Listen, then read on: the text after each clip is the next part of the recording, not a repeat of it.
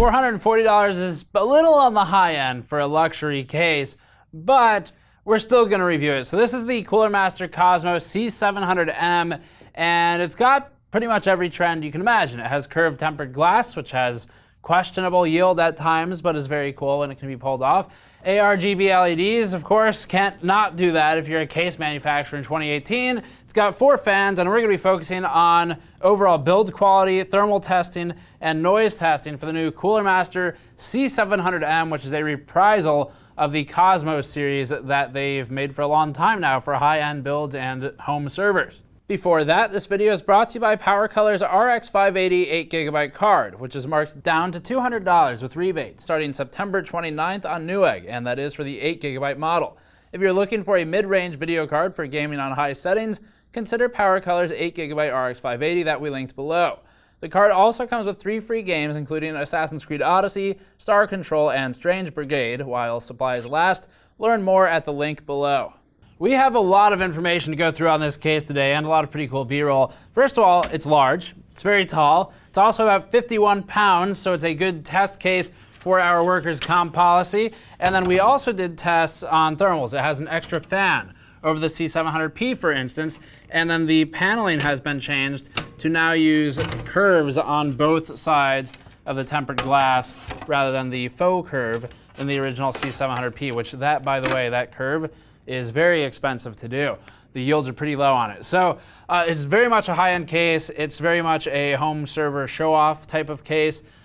Maybe not in the budget of most people in our audience, but Halo products are still fun to go over because a lot of these things can come down later to cheaper products that are more mainstream. Now, just like the C700P, the case is invertible. So you can flip it all around, you can rotate it, stuff like that. There are extra panels to block off the back if it ends up not being used for I/O. It's very customizable. It's kind of a pain still to do that customization, but we're not really 100% sure how to make that process perfect, because no matter what you do, there are going to be a lot of screws if the goal of the case is to allow literally everything to move. So probably not the most user-friendly feature, but if you really want to change the orientation of the case, you can do it, and hopefully you're only doing it one time. That's one of the main features of the Cosmos line that started with the C700P, and other than that, it's tempered glass, it's ARGB, it's got the Cosmos sort of handles that they've always had and they're known for, and then a decent amount of fans. It's got 4 stock, all 140s, and then a lot of room inside for cable management, for video cards in different orientations, things like that. So enough of that, let's get into Patrick's build notes and then the thermals and testing. The C700P and C700M have a few differences from each other. First is the front panel, which we criticized in the original C700P review. In the older model, there was a thin plastic shell that almost completely covered overall a nice mesh front for no good reason. The shell could be hinged outwards to access an optical drive or the front filter, but leaving it open or taking it off permanently would look weird. The situation is similar here, but the plastic shell is narrower and has strips of ventilation on either side. More importantly, it can be completely taken off and still look natural, albeit with fewer LEDs. This and the Darkbase Pro 900 may be the only cases we've reviewed where removing part of the front panel is something that a user might actually do, rather than something we just do to test and prove a point. The bottom and front filters are sheets of stiff perforated metal backed by a thick plastic reinforcement. The bottom filter pulls forward, which is the better way to do it, so you don't have to move the case around away from the wall. The top filter is more conventional and uses a light mesh sandwiched between layers of metal and plastic, and the decorative metal layer may prove restrictive to top-mounted radiators, especially towards the back of the case, where there are fewer holes. Both the front and the top of the case contain large, easily removable fan mounts as well, which we found to be well built. The built-in lighting is about as good as it gets for ARGB LEDs. The lit strips around the edges of the case are divided into sections of 3. So there's top, front, and bottom for lighting. There's no internal lighting, but the external lighting bounces off the inside of the top and bottom rails. Each section is plugged into Cooler Master's combined fan and LED controller PCB. There's a decent amount of baked-in colors and patterns that don't require external control, but there's a header to accept motherboard control as well. Fans can be set to high, medium, low, or motherboard control, but as usual, we plugged all fans directly into the motherboard for testing. The LEDs in the front panel are connected via some gold pins at the bottom that automatically plug in and disconnect with the panel's removal, which we vastly prefer to cables that get torn out. Our one complaint is that the front panel controls for the fans and LEDs are a little bit confusing. Each is controlled with a pair of plus and minus buttons, but each pair is covered by a single shell, which is marked in 3 places. The status is indicated by multiple LEDs that aren't all labeled clearly. It's easy to operate, but it could be more intuitive. The rest of the front panel I/O consists of 4 USB 3.0 ports, a USB-C port, a dedicated mic jack, and a 3.5mm combined headphone and mic jack. We rarely see this many USB 3 connections on a case, despite many motherboards having headers to support them. The combined headphone and mic jack is also a rarity, but it makes sense given how common earbuds with integrated microphones have become. The side panels hinge outwards enough to allow working on the internals easily, but they also lift up and off the hinges pretty easily too. They don't need screws like most of the other cases. They're held in by magnets placed at the front edge of the panel, which could be a problem for cable management if there weren't already so much room for cables. The single glass panel is curved at both the front and back edges, which is an impressive technical achievement because yields on curved glass panels are pretty low and something Cooler Master has been working towards. Frankly, the faux double curve in the C700P looks just as good, but it's understandable that CM is pulling out all the stops for the C700M.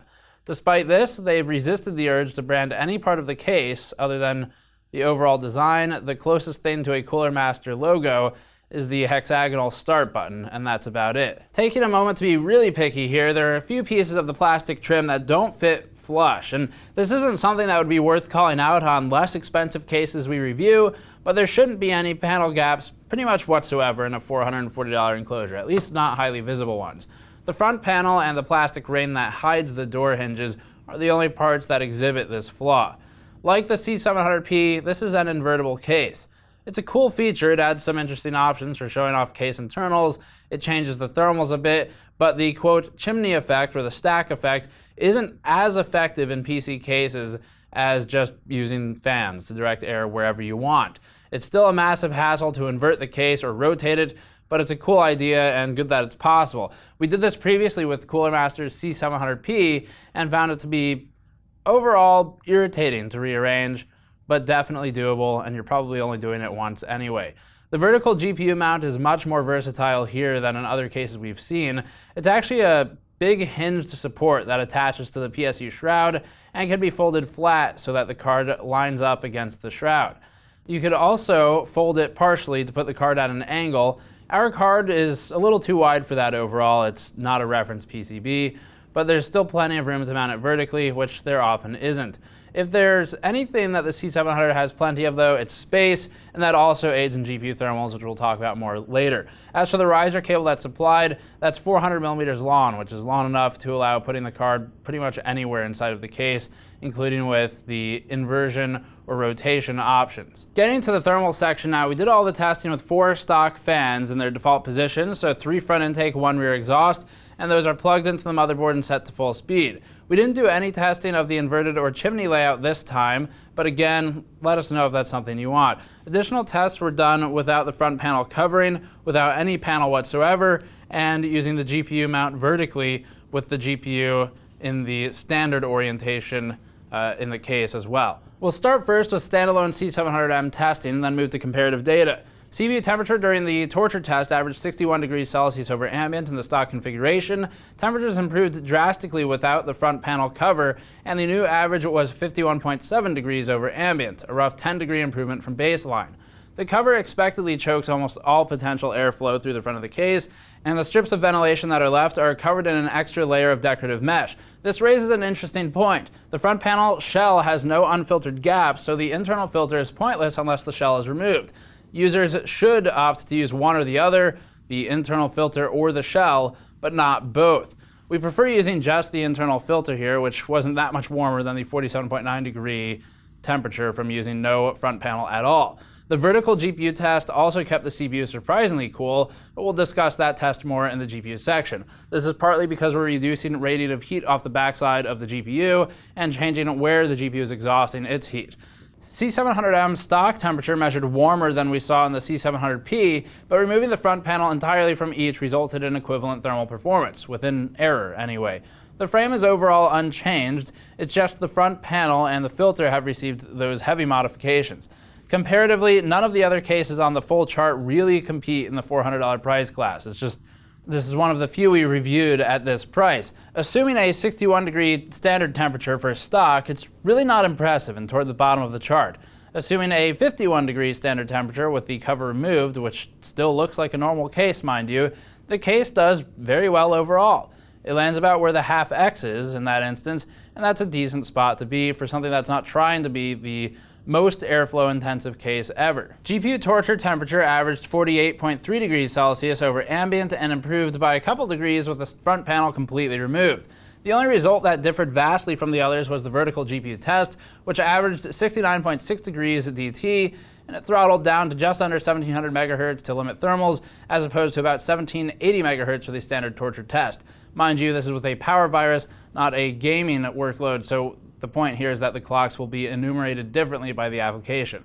The main reason the CPU temperature was so much cooler with the GPU vertical is probably because of the airflow change. Moving the GPU to the vertical position puts its fans out of the airflow path of the front fans. It's stealing less of the front air, and then instead of sitting horizontally where it's radiating heat into the middle of the fin stack for the CPU, it's sitting vertically with a giant gap behind it, so that hot air's got somewhere else to sit that shouldn't influence the CPU intake quite as much. Moving on to the comparative chart, the C700M's 48.3 degree result is one of the best GPU results we've seen, which is why there was so little improvement when the front panel was removed.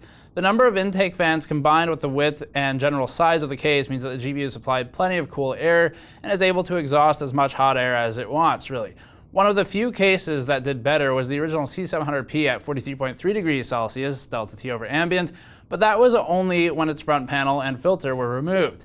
The C700M placed 46.5 degrees in the same configuration, which is more or less equivalent. 3D Mark Firestrike Extreme testing raised the GPU temperature slightly higher than the torture test to 50.3 degrees Celsius delta T over ambient. That's great compared to the other cases on the chart, equaling the Silverstone Raven RV02 in performance. The C700M repeatedly does well for GPU temperature. The Blender CPU render raised the CPU temperature to 40 degrees Celsius, around the level of the Fractal Meshify and Define C cases, neither of which ship with as many fans as we'd like them to. They have two 120s. The stock C700P managed 38.3 degrees Celsius in comparison, and GPU temperature in the render workload was 24.1 degrees Celsius, within margin of error of the top three results: the Darkbase Pro 900 Revision 2, the PMO1, and the Half X.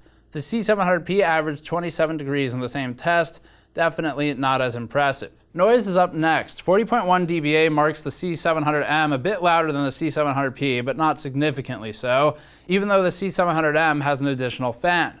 Taking the front panel cover off with the fans still at full speed raised our noise reading to 42.3 dBA, one of the noisier results on the chart, but it's understandable. If this proves anything, it's that the front panel shell at least does a decent job at muffling some of the fan noise. Talking about then, is it worth it, and getting into the conclusion, let's start off on a real note here. A $440 case for most people is not going to be worth it. Let's just get that out of the way. That's not to say the case is bad. Don't get us wrong there, but $440 is a video card. It's a lot of memory. It's a high-end CPU. So of course you all know this. This is a luxury item. If you have a lot of money and you are already building high-end PCs, you just one of those people who just you're okay with spending it if it gets you what you want because you have the money, then it's worth considering. But only then, because otherwise there's still plenty of cases made by Cooler Master and other people in cheaper price brackets. This is very much what is known as a halo product. It is meant to get eyes on the Cooler Master brand, and then if someone really likes the case but they can't afford it or justify the expense, look at other Cooler Master cases that perhaps they can afford. It's a common tactic. Everyone does it. Corsair does it with their Obsidian series, for example. So this is a Halo product, and if you are into the idea of Cooler Master after seeing the case, although of course we never recommend following a specific brand, just follow the products instead. But if you really like what you see, still the H500 mesh, or H500P mesh as it were, is one of the best cases they make right now. Very good case. The H500 non-P, non-M, non-mesh, Just straight H500, also pretty good in the budget class.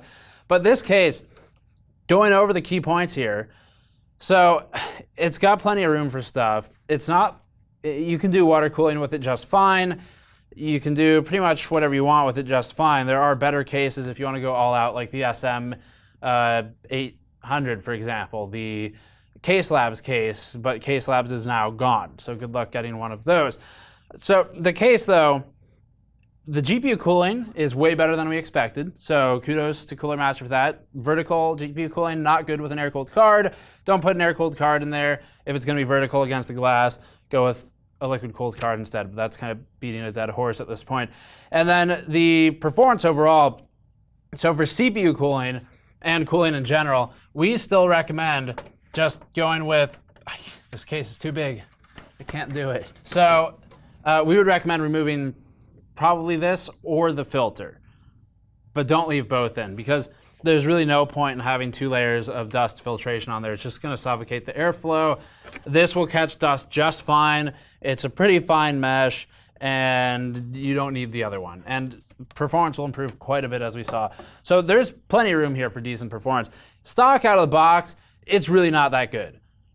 But you remove that panel, it's pretty damn good. Or if you want the panel because you want the RGB LEDs, because that is, let's face it, half the selling point of the case, then you just take out the filter in there and you leave that in there, and you're still doing okay. So that's our recommendation if you are going to actually buy the case. Build quality is fine. It's decent overall as a product. It's very expensive. If we're being honest, it is, of course, for most people, not even close to justifiable. But Cooler Master, I'm sure, knows this. It's a video card. You buy a Vega 6456, GTX 1070 Ti, something like that with that kind of money. They know it. So yeah, it's not for everyone, but overall as a product, it's fine. It's certainly a much better launch than the H500P original launch, and it does incorporate a lot of the criticisms that people had of the C700P and the H500P original case. So good to see that progress as well. We actually liked the C700P original case a decent amount. It wasn't our favorite, but we liked it more than the H500P original case because the invertible feature is very interesting, if not mainstream. It's not something everyone wants, but it's cool to have a product that does something that is different than just being a box you put stuff in sometimes, as long as it can still breathe. And the C700 series has always been okay with it, as long as you can kind of work with the filters they give you and cut it down, like the example that I just gave right here. So overall, that's the C700M. As always, links in the description below for more like our review of it. Patrick's article is down there if you want the written version with testing methodology, and go to patreon.com/gamersnexus, helps out directly. Go to store.gamersnexus.net to pick up one of our shirts, one of our mod mats, or our other products. I'll see you all next time.